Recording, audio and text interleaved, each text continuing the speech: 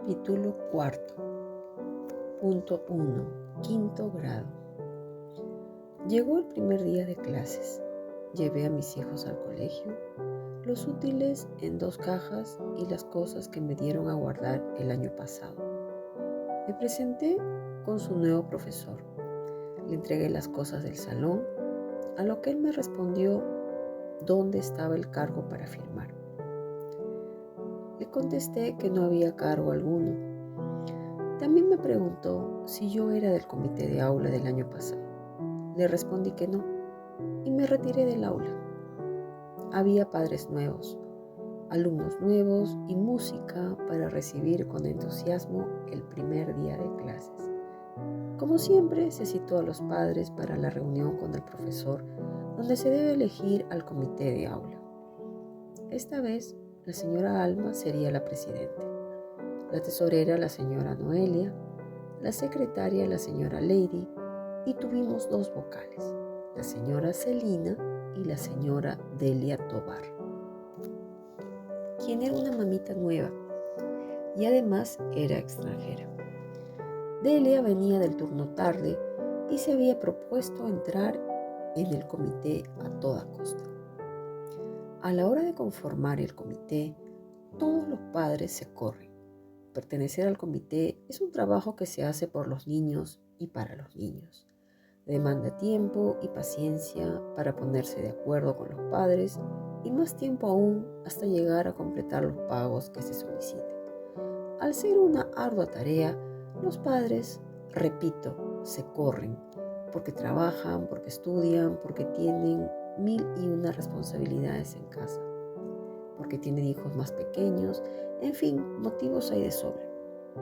En este caso, como ya venían estas mamitas del año anterior y los padres habíamos depositado nuestra confianza en ellas, no dudamos en reelegir a algunas que ya conocíamos. Aunque siempre me pareció polémico el carácter de la señora Alma. No teníamos más opciones, pero Delia Tobar deseaba firmemente ser del comité. Me pareció muy extraño. Dudé de ella. Me dije a mí misma, ¿qué pensará esta señora? ¿Por qué quiere a la fuerza estar dentro del comité? ¿Cuáles eran sus verdaderas intenciones? Porque a mí nadie me va a venir a decir que ella anhelaba ser del comité porque tenía muchas ganas de trabajar por los niños. Esa afirmación para mí carecía de sentido. ¿Dónde estaba el meollo del asunto? ¿Cuál era la verdadera razón para que Delia Tobar se haya propuesto pertenecer al comité de aula del 5º grado? Esa era una buena pregunta, pero sin respuesta. Bueno, yo no la conocía aún y siempre me han dicho, piensa en lo malo y acertarás. Y qué equivocada que estaba. No solía prejuzgar a las personas. En todo caso, pensé que cualquier inconveniente sería resuelto por las otras madres del comité. Ya no era de mi incumbencia. Lo cierto es que ella, como madre de familia, tenía todo el derecho de formar parte del comité, como cualquiera de las madres ahí presentes. Pero no me enteraría de toda la verdad hasta mucho tiempo después. Pasaron tantas cosas, corrió tanta agua bajo el puente y de qué manera, Dios mío. La vida dio tantos reveses que actualmente Delia y yo cultivamos una amistad entrañable. A pesar de haber tomado rumbos distintos nuestros hijos, ella es un sol, vale un Perú, como dirían los antiguos. Hace el trabajo de 5 personas, tiene una mente rápida, investigadora, incansable y meticulosa. Busca soluciones prácticas, hace el bien sin mirar a quién, se adapta bien en equipo, luchadora altruista sin desmayo, y le he sabido decir que si todos los extranjeros que han venido al Perú fueran como ella, seríamos una potencia mundial. Pero regresemos al principio. El profesor no tuvo inconvenientes en aceptar que hubiera más de una vocal en el comité. Y así se instaló el flamante comité de aula. En ese momento solo conocía a algunas mamás. mas no tenía cercanía con ellas. Sin embargo, ya me había formado un concepto de cada una. Se fijó en 10 soles la cuota mensual para las copias principalmente y otros requerimientos de los alumnos, que los padres deberían abonar la primera semana de cada mes, contando desde el mes de marzo. El profesor, además, habló de la necesidad de adquirir unos libros de consulta para los cursos de ciencias y personal social. Además de las actividades regulares, tendríamos la despedida de quinto a sexto, donde se establecería una cuota adicional. La despedida de quinto a sexto consistía en una pequeña ceremonia donde había un almuerzo, tanto para los alumnos de quinto y sexto grado, que generalmente consistía en pollo a la brasa y un recuerdo que los alumnos de quinto entregaban a los de sexto, que generalmente consistía en una esclava con su nombre grabado. Para mí era algo novedoso. En mi colegio no existía tal tradición y nunca escuché nada al respecto, pero al parecer en los colegios públicos era una costumbre muy arraigada. El quinto grado B contaba con 29 niños matriculados. El año anterior habían sido 27. Según la ley del Minedu, en el aula pueden haber hasta 30 niños, aunque dicen que depende del tamaño del aula. Bueno, se escuchaban rumores de que eran muchos niños para el aula, que 5 alumnos venían del turno tarde y que deberían retornar a él, ya que en la mañana éramos demasiados y en la tarde había la mitad del alumnado. Delia era una de esas mamás que venía del turno tarde. Esa era el extremo de la madeja que habría que descifrar. Fue algo que pasó desapercibido, que solo las del comité sabían. La señora Alma había presentado su queja en la dirección para que los que habían venido del turno tarde retornen al mismo, ya que éramos muchos en el turno mañana. Al enterarse Delia, su objetivo de pertenecer al comité era para que no la cambien a su hija de turno. Ella pensaba ganarse la confianza y el respeto del comité para así poder continuar en el turno de la mañana. Pero lo único que se ganó fue lo contrario, la desconfianza, la violencia psicológica y la sobrecarga de encargos a realizar en el comité. Y ella lo soportó todo estoicamente, porque confiaba en que de esa manera estaba asegurando la permanencia de su niña en la escuela en el turno mañana. El primer encargo fue la implementación del botiquín de primeros auxilios. Recuerdo que Delia me llamó para indicarme que debía llevar gasas y guantes quirúrgicos descartables. Así como me llamó a mí, se dio a la tarea de llamar a mamá por mamá. Nuestros hijos tenían las hormonas en plena efervescencia, y a pesar de los conversatorios, los consejos y las llamadas de atención, se suscitaron peleas entre niños y niñas. Uno de esos episodios lo protagonizó Marco e Isadora. A la hora de la lonchera, Marco estaba comiendo su pan. Se le acerca Elena y le pregunta ¿pan con qué estaba comiendo? Marco le responde que con hot dog. Elena le comenta que ella no come eso. Marco le contesta despectivamente. Entra en la escena Isadora, exaltada por la irreverencia, y le propina una sonora bofetada a Marco. Marco sufre una descompensación, ya que padece una enfermedad congénita. La señora Alma puso el grito en el cielo, como era de esperarse, como haría cualquier mamá del salón. Pero tratándose de Alma, que tenía un carácter hostil por naturaleza, le encantaba exagerar la situación, crear un tifón en un vaso de agua. Exhortó al profesor para que citara a los padres a una reunión virtual. Para esto, a mi hijo Ramiro también le dieron una bofetada. Ocurrió otro día, cuando Astrid llegó al salón y se percató de la ausencia de Marco. Preguntó qué había pasado con Marco e Isadora y por qué estaba faltando a clases Marco. Entonces Ramiro le contestó ¿Qué te importa, mamacita?, en tono burlón. Fue entonces cuando Astrid le da una cachetada.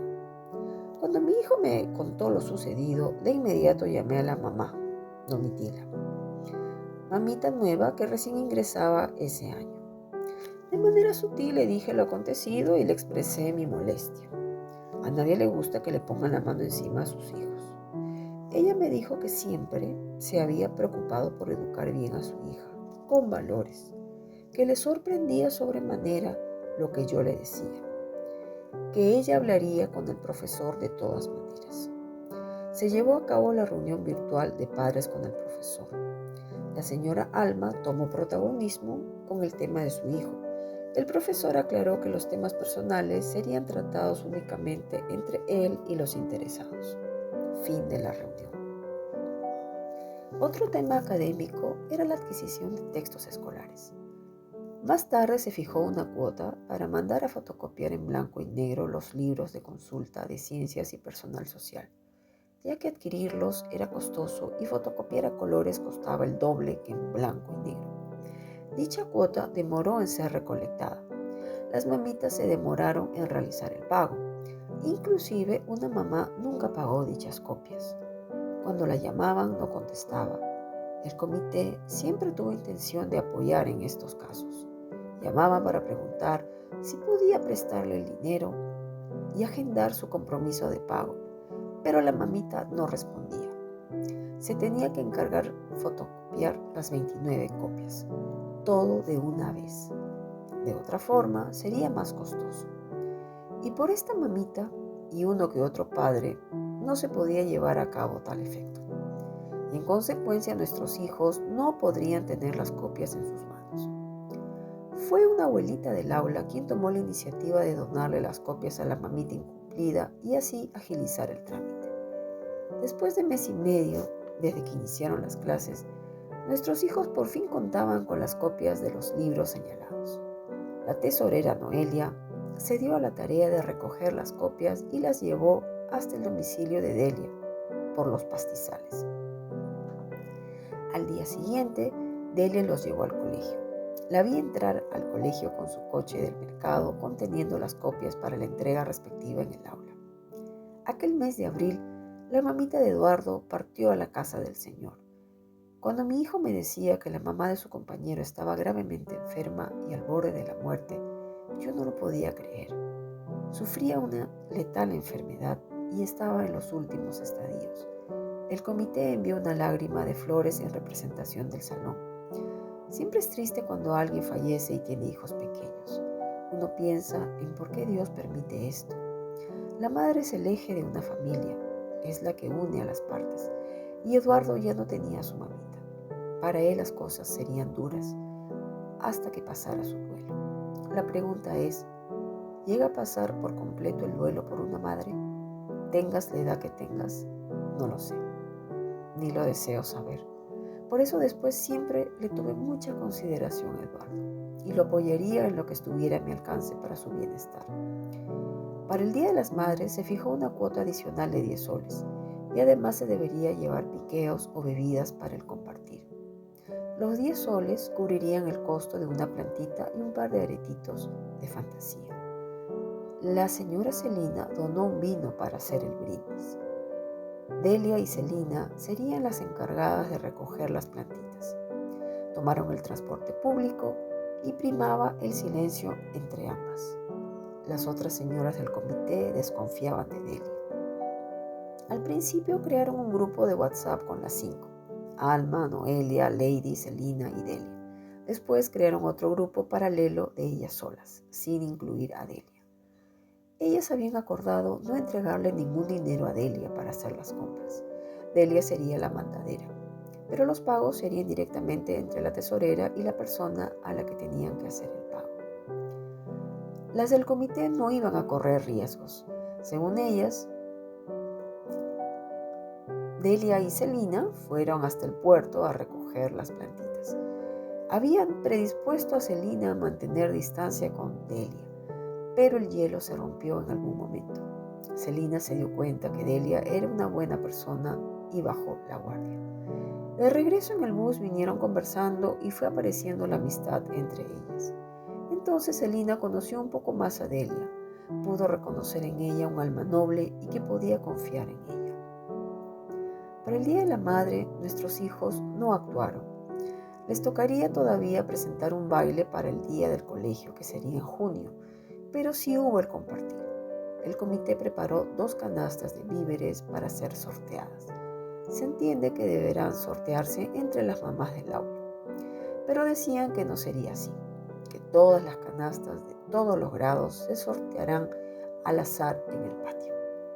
El comité informaba a los padres a través del grupo de WhatsApp. Casi siempre eran audios los cuales tenían un tono irreverente, soberbio y francamente extenuante. Oírlos era agobiante.